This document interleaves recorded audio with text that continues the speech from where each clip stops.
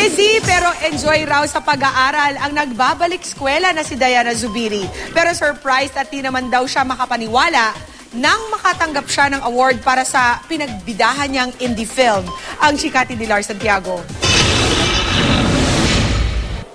Naka-school uniform pa si Diana Zubiri nang makausap ng GMA News tungkol sa pagkakapanalo niya ng Lone Acting Award sa Young Critics Circle para sa Cinemalaya movie niyang Bahay Bata.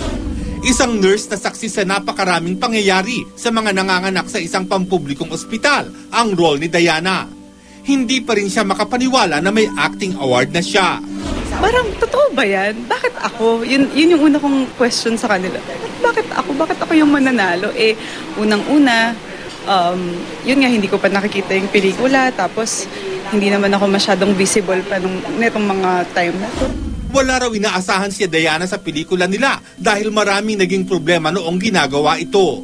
Hindi nga raw siya nasabihang dumalo nang ipalabas ito sa Cinemalaya.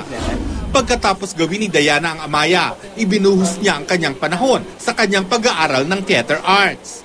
Enjoy daw siya sa kanyang kurso. Kasi before, syempre ako po yung nasa harap ng camera. Tapos ngayon ako yung gumagawa ng damit nila, wardrobe, production design.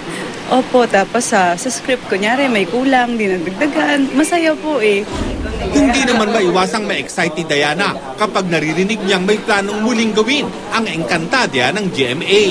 Matatandang isa siya sa mga bida ng sikat na telefantasyang ito bilang si Danaya. Maganda po yun kasi marami pong batang nagtatanong sa akin, especially po yung mga kabatch ko ngayon sa school. Sila po yung parang lumaki sa kwento ng Encantadia. Lars Santiago, updated sa Showbiz Happening.